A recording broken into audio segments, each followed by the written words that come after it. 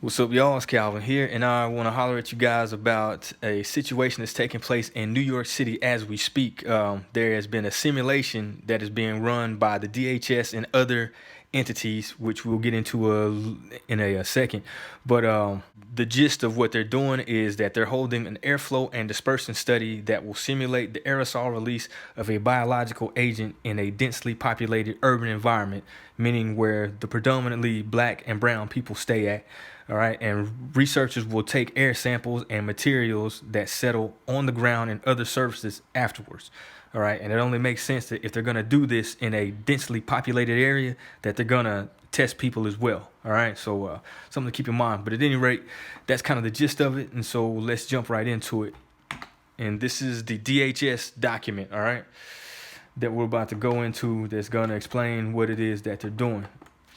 And if you see here, it says that this is the final environment assessment of proposed tracer, particle, and gas releases for chemical and biodefense testbed program, which is known as CBT, and urban threat dispersion program, which is known as UTD.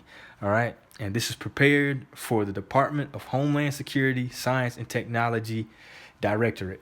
You see there, this is September 2021. And if you look at the executive summary, it says the United States Department of Homeland Security, Science and Technology Directorate, in partnership with the Metropolitan Transportation Authority and other stakeholders in New York City, is proposing to conduct testing events to improve resiliency of urban areas and transportation systems against chemical and biological terrorist attacks. And for the purposes of this particular drill, the chemical and biological terrorist attacks are known as proposed actions, all right? And you'll also see a term called EA, that is environmental assessment, all right? And moving right along, it says the proposed action would start in October 2021 and involves the release of particle and gas trace materials directed into open airspace in several predetermined locations within NYC. The proposed action, meaning the biological or chemical attack that is going to take place during this simulation, would include the release of low concentration of safe, and I'm going to prove that that safe is a bold-faced lie, particle and gas tracer materials as part of two programs: the Urban Threat Dispersion Program, once again, black and brown people, and the Chemical and Biodefense Testbed Program. The proposed action and the no action alternatives are considered in this environmental assessment. During the 30-day public comment period, the CBT project has been funded beyond the previous published period of performance. The extension allows for additional testing as new technology is acquired and installed, and the number of sites is expanded.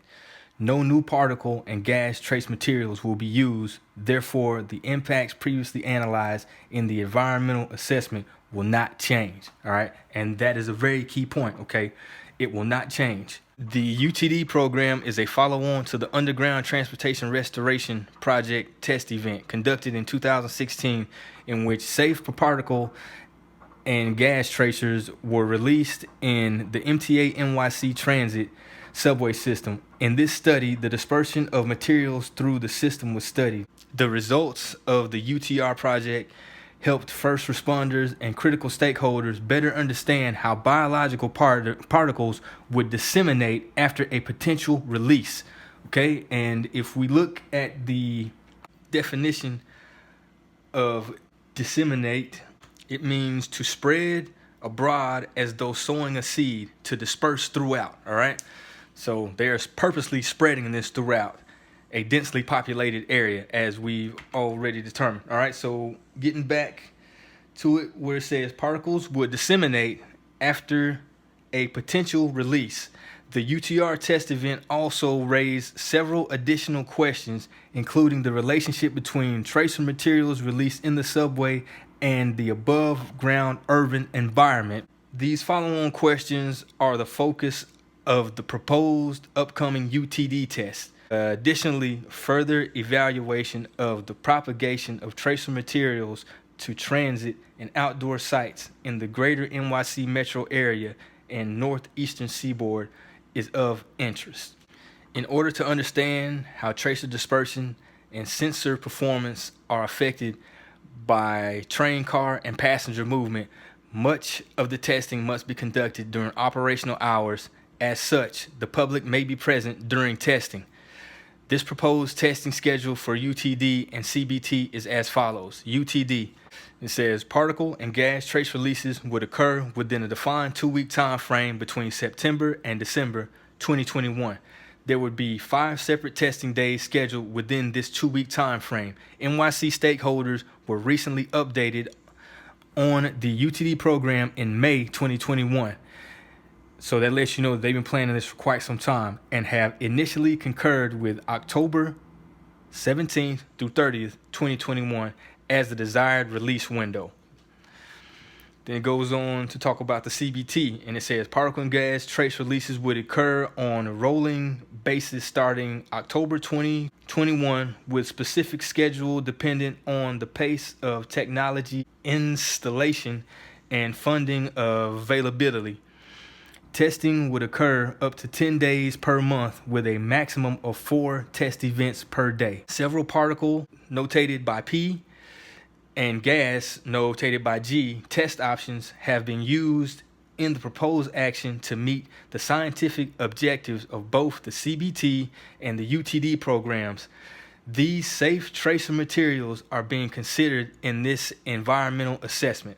Table 1 summarizes the proposed usage of safe tracer materials across the 2 programs. All right, and this is the meat and potatoes of the whole reason why I am bringing this thing up, to just let you see, you know what I'm saying, what these gases and particles are and what they can do to people, because they keep using the word that this is safe, this is safe, this is safe, but you're about to see that that's a lie. All right, so starting with DNATRAX at the top of the list, it says DNATRAX was originally developed alongside a U.S. government agency for biosecurity purposes, but its creators saw a need for better traceability in the food industry.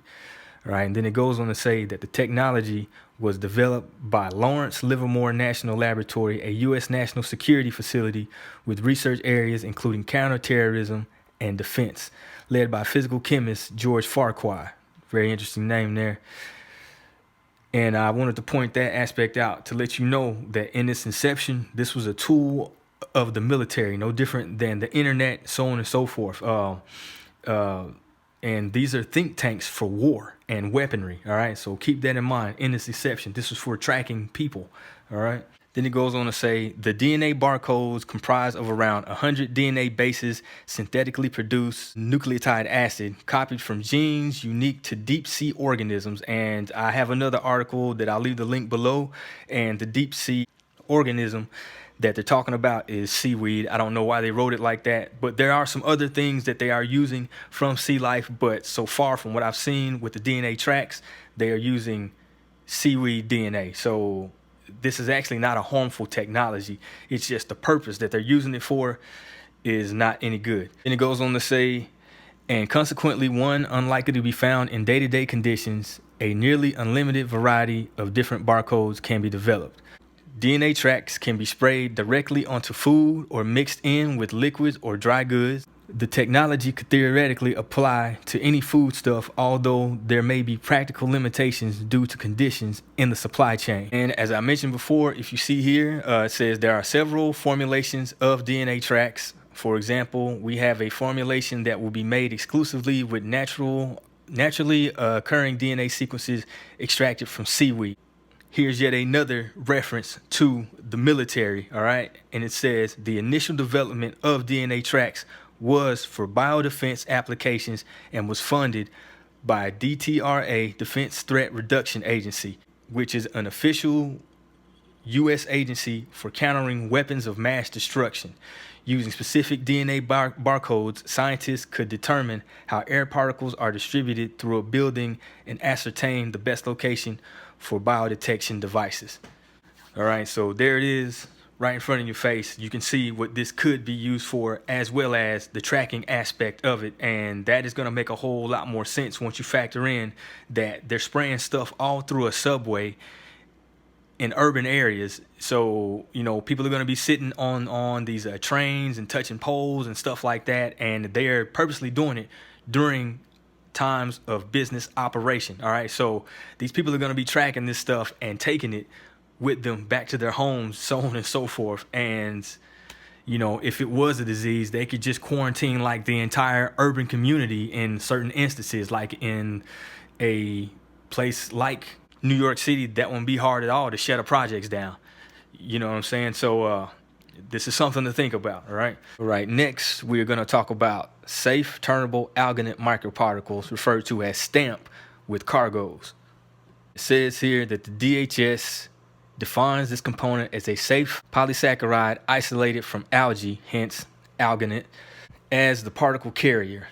According to some research, alginate particles are considered an effective matrix for drug and cell delivery, especially when it comes to delivery into the colon.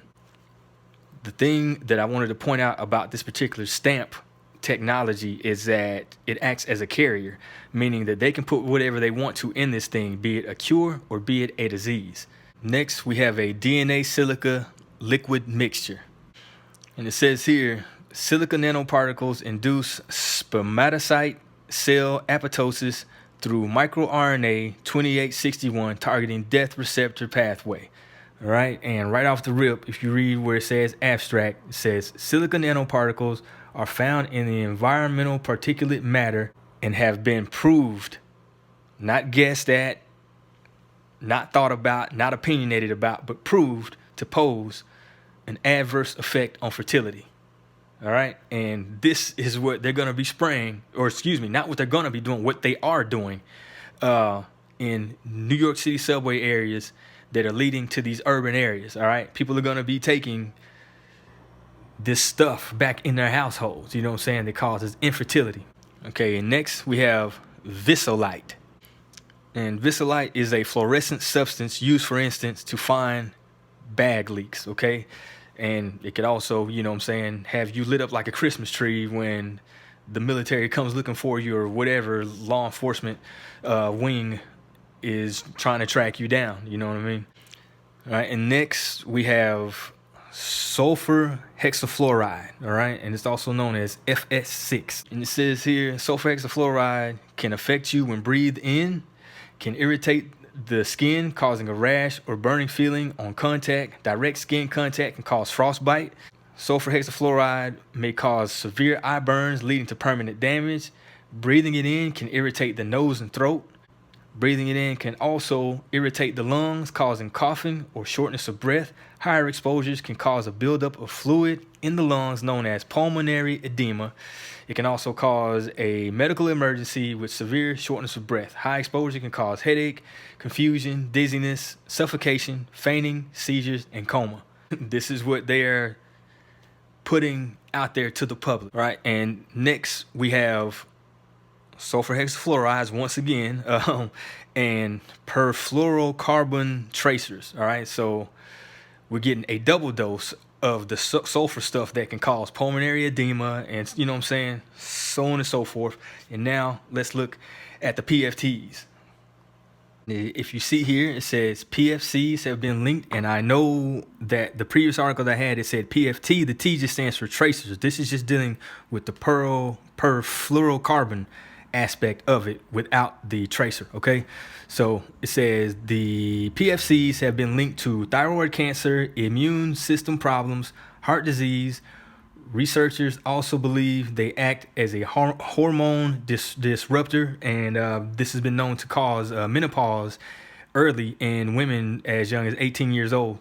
All right, and a greater concern of PFCs is that they have a long half-life and have a ubiquitous presence in the human blood and internal organs. All right, so once this stuff gets in you, it stays inside you for a good bit of time, okay?